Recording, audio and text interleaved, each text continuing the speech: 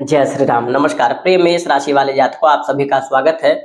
प्रिय दर्शकों, नवग्रहों में अतुलित बल का स्वामी और बहुत शक्तिशाली ग्रह केतु नक्षत्र परिवर्तन हो रहा है इनका, और केतु सर्वाधिक शक्तिशाली नक्षत्र में जा रहे हैं, अपने स्वयं के नक्षत्र मघा में। मेष राशि वाले व्यक्तियों के जीवन में इसका महत्वपूर्ण प्रभाव आपके जीवन में पड़ेगा, क्योंकि प्रिय दर्शकों, केतु का कारक तत्व ही है आकस्मिक घटना। मतलब एकदम से जीवन में घटना जो घटित होती हैं उसके कारक केतु होते हैं। जीवन में धर्म, आध्यात्म और वैराग्य का भी प्रतिनिधित्व केतु के द्वारा होता है। केतु निसंदेह पाप ग्रह है, परंतु पाप ग्रह होने के बाद भी जीवन में कई राजयोग के भी कारक केतु होते हैं और जीवन में कई चीजें अच्छी भी करते हैं। इस वीडियो के माध्यम से बताएंगे कि यह केतु का नक्षत्र परिवर्तन आपके लिए कितना महत्वपूर्ण है, आपको इससे क्या क्या लाभ होंगे। और केतु क्रूर ग्रह है, पाप ग्रह है, तो लाभ के साथ साथ आपको कुछ संयम, कुछ सावधानी भी रखनी चाहिए, क्योंकि शक्ति का संतुलन आवश्यक है। कोई भी पाप ग्रह जब बलवान होता है तो कुछ नियम भी उसके होते हैं कि कुछ सावधानियां भी रखनी पड़ती है। तो विस्तार से बताएंगे आपके लिए क्या क्या फल केतु के नक्षत्र परिवर्तन से होगा। प्रिय दर्शकों, सबसे पहले आप चार्ट में देख रहे हैं मेष राशि अग्नि तत्व राशि होती है। मेष राशि वाले जातक वैसे भी निडर होते हैं। ऐसे व्यक्ति सत्ता के शिखर पर पहुंच सकते हैं, क्योंकि इनके अंदर नेतृत्व क्षमता का बल होता है। और प्रिय दर्शकों, किसी भी क्षेत्र में लीड वही व्यक्ति करता है, मतलब नेतृत्व वो करता है जिसके अंदर नेतृत्व गुण हो। और मेष राशि वाले अग्नि तत्व की राशि है ये, और मेष राशि के स्वामी भी मंगल है। तो कहीं ना कहीं मेष राशि में ऐसे गुण होते हैं कि वो व्यक्ति किसी भी क्षेत्र में बहुत ऊंचे पद पर चले जाए। और यहाँ केतु आपकी मदद करेगा, आपके जीवन में सकारात्मक निर्माण में सहयोगी केतु सिद्ध होगा। आपकी राशि से पंचम भाव में केतु है, तो सबसे पहला बदलाव आपके जीवन में आपके मान सम्मान और आपके वैचारिक नीति में होगा। मतलब ये जो अवधि होगी 29 मार्च 2026 से केतु मघा नक्षत्र में जा रहे हैं। 29 मार्च के बाद आप देखेंगे कि केतु आपके पंचम भाव में सिंह राशि में रहेंगे। सिंह राशि भी अग्नि तत्व राशि है। केतु वहां स्वयं बलवान है और मघा नक्षत्र में और बलशाली हो जाएंगे। लाभ मिलेगा विशेष रूप से उन लोगों को जो अपने जीवन में प्लानिंग बना के कोई काम करते हैं, रणनीति बनाकर यदि आप कोई काम करते हैं तो आप हर एक क्षेत्र में विजय होंगे। पंचम भाव का केतु व्यक्ति को लाभ देता है। कहाँ? ऐसा व्यक्ति आगम जानी होता है। मतलब ऐसे व्यक्ति की प्रोडक्शन जो होगी, जैसे आप कोई काम कर रहे हैं, करियर में है या बिजनेस में है या पढ़ाई के क्षेत्र में भी है, आप जो प्रोडक्ट करेंगे, मतलब आपका जो अंदाजा रहेगा वो बड़ा सटीक रहेगा। आप आगम जानी प्रवृत्ति होती है ऐसी। और पंचम में जब मघा नक्षत्र में अति बलवान केतु हो जाएंगे तो आपकी प्लानिंग बहुत अच्छी होगी। मतलब आप जो भी प्लानिंग करेंगे, आप देखेंगे कि आप जो सोचेंगे और उसमें जो आपकी मानसिक स्थिति रहेगी कि ऐसी चीजें हो जाएंगी ऐसा करने पे, तो वो सिद्ध भी हो जाएंगी। मतलब कल्पना शक्ति को बहुत बलवान कर देंगे यहाँ केतु। और सबसे अच्छी बात यह है कि पंचम में जब केतु बलवान होंगे तो आपके सम्मान में वृद्धि करेंगे। और पंचमस्थ केतु की दृष्टि आपके लाभ भाव में होगी, और लाभ भाव में पहले से ही राहु विद्यमान है।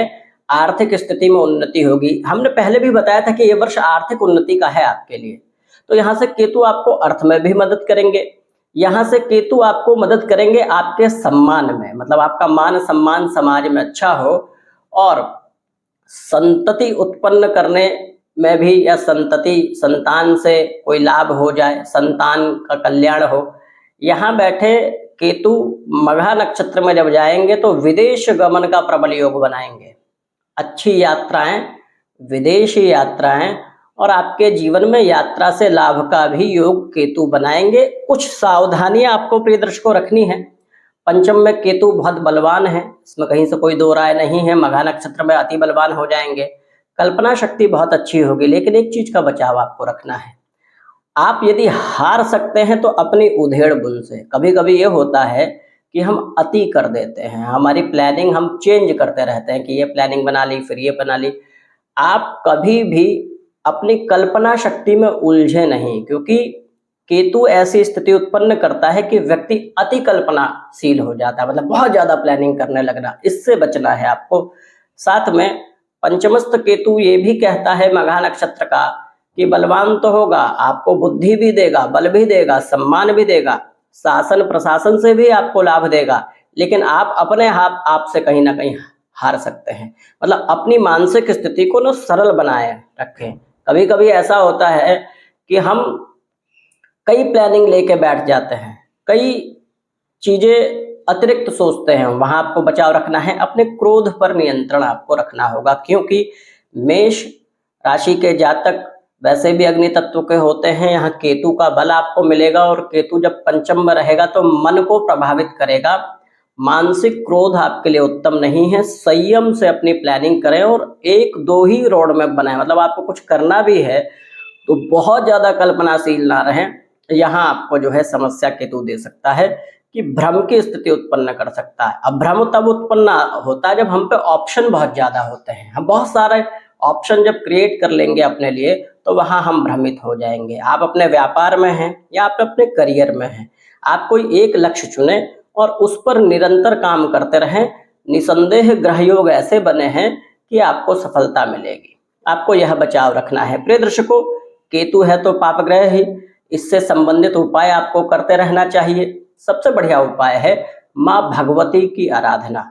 माँ भगवती की आराधना करने से केतु नियंत्रित होते हैं और केतु के शुभ फलों में वृद्धि होती है। इसलिए माँ भगवती की शरण में रहें, उनकी उपासना करते रहें। आप शक्कर का दान करें, यह भी बहुत अच्छा रहेगा। साथ में आप दान कर सकते हैं भूरे रंग की वस्तुओं को, मतलब भूरे रंग का कंबल हो वो दान करें। स्वान अर्थात कुत्ते को भोजन खिलाना, दूध इत्यादि पिलाना आपके लिए कल्याणकारी रहेगा।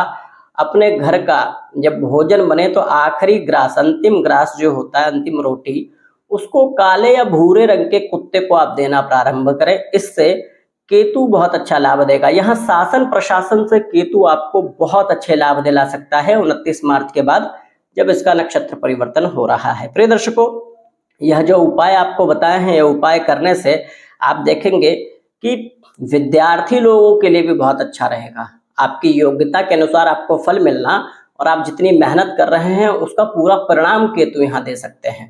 तो दर्शकों, एक चीज की और बात है, जैसा मैंने बोला कि मानसिक स्थिति कहीं ना कहीं अति कल्पनाशील कर देते हैं, तो संतान से कहीं ना कहीं मतभेद, मनभेद ऐसी स्थिति रह सकती है। तो संतान पक्ष से सरल और सौम्य रहने का प्रयास करें। मतलब प्रयास ये करें कि आप, कभी कभी होता है ना डिक्टेटरशिप आ जाता है आदमी के अंदर, नहीं जो मैं बोलूंगा वही करना होगा। कभी कभी ऐसी स्थिति में व्यक्ति क्या होता है कि अपना बहुत ज्यादा शासन चलाने लगता है। इससे बचना है आपको। ठीक है, आप अपना चलाएं लेकिन सरलता से, किसी पे बहुत ज्यादा कोई चीज थोपने का प्रयास नहीं करें। वो कोई भी रिश्ते हो, इसका आप ध्यान रखें।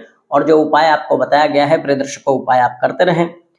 प्रिय मेष राशि वाले जातकों, आप सभी के लिए यह नक्षत्र गोचर केतु का बहुत शुभ हो, ऐसी प्रभु श्री राम से कामना है। प्रिय दर्शकों, कोई भी ज्योतिषीय परामर्श से अपने जन्म कुंडली का अध्ययन कराना हो तो दिए गए नंबर पे आप संपर्क कर सकते हैं।